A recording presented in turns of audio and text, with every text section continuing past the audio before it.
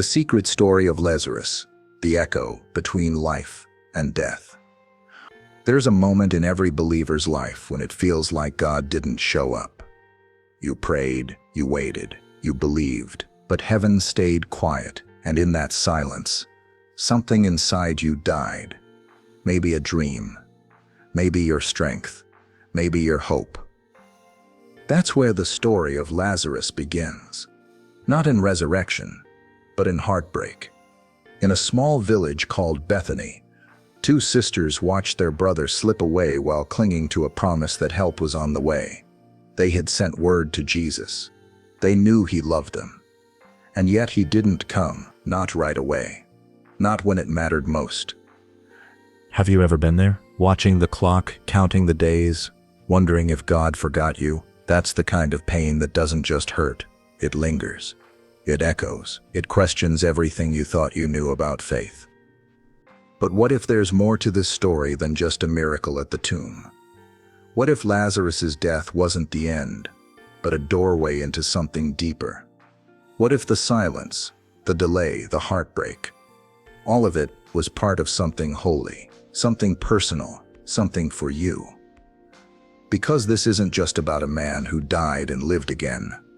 This is about every part of your life that's been buried by disappointment, every prayer that feels unanswered, every moment when you wonder if God still hears your voice. Lazarus's story is a mirror.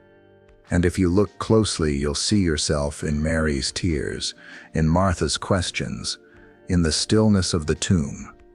And you'll hear something else too, a voice, a call, a whisper stronger than death itself.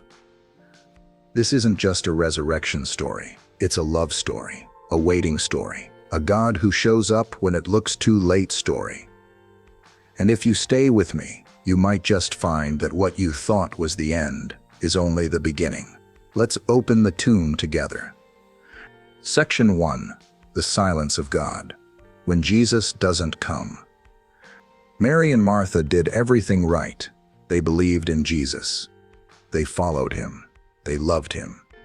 And when their brother Lazarus grew sick, they knew exactly who to call. They didn't panic. They didn't doubt. They simply sent word to the one they trusted most. Lord, the one you love is sick. It was a cry for help that carried both desperation and faith. These weren't strangers to Jesus. They were his close friends. Bethany was like home to him. They had seen his miracles, watched him heal strangers. Surely he would come now for them. But he didn't. The messenger returned alone. No Jesus, no promise of when, just silence. And as the hours passed, silence turned into sorrow, and sorrow into grief, because Lazarus didn't get better. He died, and the silence of heaven hung heavier than any tombstone. This is the part of the story we skip over too quickly. The days between the prayer and the answer. The space where faith feels abandoned. It's where some walk away thinking God didn't care. But silence doesn't mean absence. Delay doesn't mean denial. Jesus knew what they didn't. The greater the sorrow, the greater the glory. But knowing that doesn't erase the pain of waiting. And God isn't offended by our tears. He meets us there, in the ache, in the confusion, in the silence. Sometimes, when God doesn't come the way we expect, it's not because he doesn't love us. It's because he's preparing something deeper, something we couldn't receive if he answered too soon. If you're waiting, if you feel forgotten, if your Lazarus has died, hold on. The silence of God is not the end of the story. It's the beginning of something you can't yet see. Section 2. The Love That Waits. Unlocking Divine Timing. When Jesus heard that Lazarus was sick, Scripture says something strange. Now Jesus loved Martha and her sister, and Lazarus. So when he heard that he was sick, he stayed 2 more days in the place where he was. Did you catch that? He loved them, so he delayed. That doesn't sound like love, does it? Not to us, to our hearts. Love means rushing to help, arriving before it's too late, fixing the pain before it breaks us. But divine love doesn't always fit into human logic. Jesus wasn't ignoring them. He wasn't being cruel. He was waiting on purpose, because this wasn't going to be just another healing. This was going to be a resurrection, and resurrections don't happen until something dies. Sometimes God waits, not to punish us, but to position us, to teach us how to trust Him in the dark, to stretch our faith beyond what it has ever known. That's not easy, but that is love. God's love is not just comforting. It's transformational. And transformation often begins with loss, with confusion, with why didn't you come when I needed you most? And His answer is not a quick fix. It's a quiet presence. It's a plan that takes time. Jesus wasn't just working on Lazarus. He was working on Mary and Martha too. He was deepening their understanding of who He was. Not just healer, but resurrection. Not just present, but eternal. If Jesus had come earlier, they would have gotten a healing. But because He waited, they witnessed a miracle that echoed through history. And that's what He wants for us. Not just relief, but revelation. So if God is making you wait, it doesn't mean He's forgotten you. It might mean He loves you more than you realize. And what He's preparing is greater than what you asked for. Section 3. Death is not the end. Redefining finality through faith. By the time Jesus arrived in Bethany, Lazarus had been in the tomb for 4 days. 4 days of silence, 4 days of mourning, 4 days of decay. In Jewish tradition, 4 days meant the soul had departed completely. There was no hope left. Final. Finished. Dead. But Jesus wasn't bound by their timeline. He wasn't afraid of what was already decomposing, because what we call final, God calls a setup. What we bury in grief, He prepares to raise in glory. When Martha heard Jesus was near, she ran to meet Him.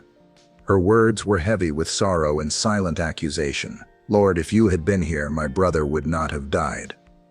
Have you ever prayed that line with tears? Lord, if you had just shown up. But Jesus looks at her not with shame or scolding, but with a promise. Your brother will rise again. Martha nods, thinking He's speaking of some far-off resurrection at the end of time. She doesn't realize the resurrection is standing right in front of her. Then Jesus says something that still shakes the foundations of death itself. I am the resurrection and the life.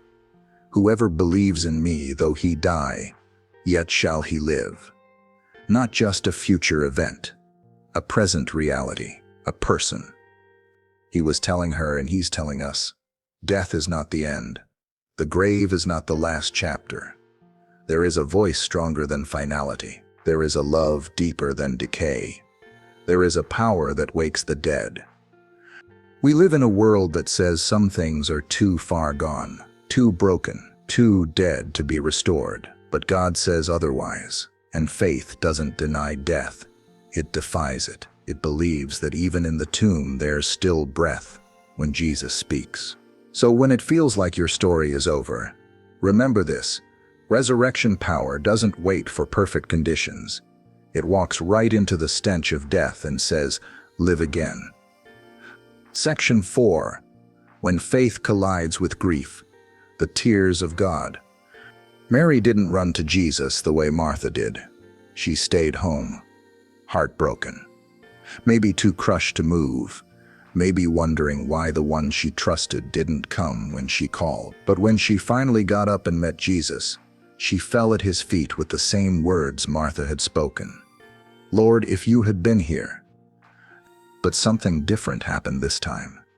Jesus didn't respond with teaching or truth. He didn't offer words of correction or promises of resurrection. Instead, He did something that still stops the world. Jesus wept. God cried. The one who holds the universe in His hands stood at the edge of a tomb and let tears fall down His face. And He didn't cry because He was powerless. He cried because He was present. That moment shatters every lie we've believed about a distant or emotionless God. We don't serve a Savior who stands far off. We serve one who steps into our suffering and lets it move him. His divinity doesn't cancel his humanity, it completes it. Why did he weep, knowing he was about to raise Lazarus? Because he wasn't just solving a problem. He was feeling their pain. He was mourning with those who mourn. He was showing us that faith and grief are not enemies. They are companions in the presence of Christ. Sometimes you just need to know that God feels it too, that he's not disappointed in your tears, that your sorrow is safe in his hands, that when you ache, heaven doesn't stay silent, it weeps with you. Jesus didn't rush the moment. He entered it, fully, honestly, lovingly. And he reminds us, before the resurrection, there is always a moment for mourning. Before the miracle, there's a pause for compassion. So if you're broken right now, if you're weeping beside your own tomb, know this: Jesus is not just watching, he's weeping with you. And the tears of God are not weakness. They are the proof of how deeply you are loved. Section 5. Rolling away the stone. The obstacle of doubt. As Jesus approached the tomb, the crowd followed, some curious, some weeping, some bitter. Then came the command that changed everything: take away the stone. And in that moment, faith was no longer just about believing in your heart. It required movement, obedience, risk. But Martha, the same woman who had declared her belief in resurrection, hesitated. Lord, by this time there is a stench, for he has been dead 4 days. It's a reaction we all understand. We believe in God's power, but we're afraid of the mess, the smell, the decay we've hidden behind heavy stones. We all have stones we'd rather keep in place. Stones of doubt, shame, trauma, memories sealed up because they're too painful to face. And then God speaks, not to the dead thing, but to us. Roll away the stone.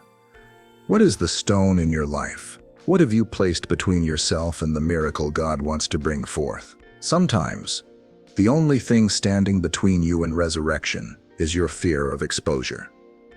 Jesus doesn't remove the stone himself. He asks them to do it. That's not because he couldn't. It's because faith needs participation. Miracles begin when we trust him enough to let him in, to open up the place we thought he could never enter.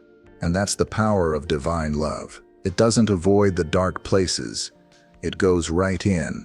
Jesus isn't afraid of your stench. He's not intimidated by what's rotting. He walks straight toward the place you've buried your hope, and he tells you, I'm not done yet, but the stone must be moved.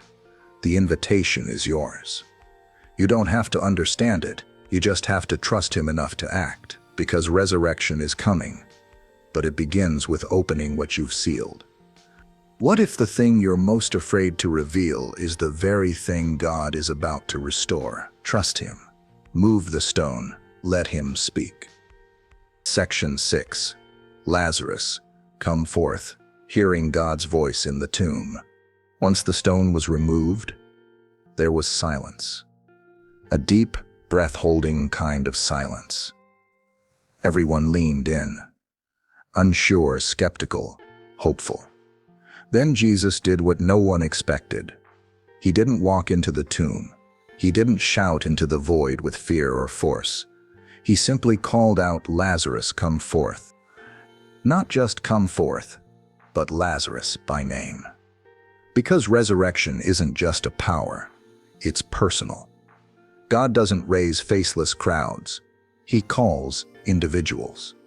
He knows exactly who he's speaking to. And when he calls your name, not even death can keep you down. That's how specific his love is. He doesn't just raise people generally, he raises you. He calls your name in the dark, in the rot, in the place where everything else has walked away. His voice reaches where no one else can. Can you imagine that moment? The crowd holds their breath. The sisters freeze, and from deep within the grave something shifts. A rustle, A gasp, movement, and then there he is, Lazarus, still wrapped in grave clothes, but alive. That's the power of the word. When Jesus speaks, death loses its grip. When Jesus calls, the impossible bows. There is no grave too deep, no heart too cold, no situation too far gone for the voice of God to penetrate. But notice this, Lazarus didn't walk out on his own strength. He responded to the call. There's a mystery there, a space between command and obedience, between death and life. That's where the miracle happens, in the echo. God is still calling people out of tombs today, out of addiction, out of depression, out of fear, out of bitterness. And maybe you've been hearing his voice and wondering if it's too late. It's not. If you're still listening, you're not too far gone. You don't have to fix yourself before he calls you. He's not waiting for you to clean up. He's calling you now, out of whatever grave has held you, out of whatever lies have buried you. Lazarus, come forth. He's talking to you. Section 7. Unbind him and let him go. Freedom after resurrection. Lazarus stood at the edge of the tomb, alive but still bound.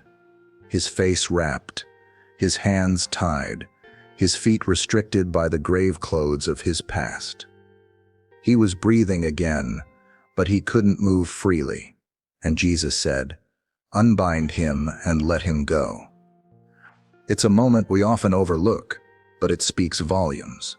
Resurrection is only the beginning. Freedom is the next step. Jesus brought him back to life, but he invited the community to help him walk again. Because let's be honest, many of us have experienced moments with God that felt like resurrection. We felt his power stir something in us. We've come back from things that should have ended us, and yet we're still wrapped up in shame, fear, regret, or bitterness.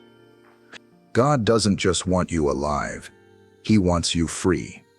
And sometimes that freedom happens in community. Sometimes we need others to help unwrap the pain we've lived in for too long, to help us shed the identity of the tomb. Imagine the tenderness of that scene. Someone stepping forward to gently remove the cloth from Lazarus's eyes, another loosening his arms, another wiping the sweat and dust from his face. Love looks like that. Restoration looks like that. And Jesus didn't do it himself, not because he couldn't, but because he calls us into each other's healing. Because the church isn't just a place to be saved, it's a place to be unwrapped, restored, and released. So maybe you're alive but still bound. Maybe God's already called you out of your grave, but you're still living like you're buried. Let him send people to you. Let him use others to help remove the layers of death that no longer belong to you. Freedom is messy, it's slow, it's personal, but it's real. And once the grave clothes are gone, you don't just survive, you live, you walk, you witness, you glorify. That's what God has for you. Conclusion. Your Lazarus moment. The miracle inside your weight. What in your life feels 4 days dead? What dream, what relationship, what calling have you buried behind a stone? Convinced it was over. Maybe you've wept over it. Maybe you've shouted to heaven. Maybe you've stopped believing it could ever live again. But here's the truth. God is not afraid of the tomb. He's not overwhelmed by how long it's been. His timing may confuse you, but it will never fail you. He's the God who shows up right when it looks too late. And when he comes, he doesn't just offer comfort, he speaks life. He calls you out. He speaks directly to what has died and commands it to breathe again. That is resurrection power, not just for Lazarus, but for you. The echo between life and death is still ringing. The silence that once felt like abandonment is being rewritten as preparation, and your waiting was never wasted. It was setting the stage for something greater than you imagined. So if you're in the in-between right now, if you're standing at your own grave, if you're staring at the stone and wondering why he didn't come sooner, know this: the story is not over. Your Lazarus moment is coming. The call is coming. The unbinding is coming, because God is not finished with you. And the thing that looked most hopeless may become the very place His glory shines the brightest. He is still the resurrection and the life, and when He speaks, even death must move. Listen closely. He's calling your name. Just like Lazarus, you will rise.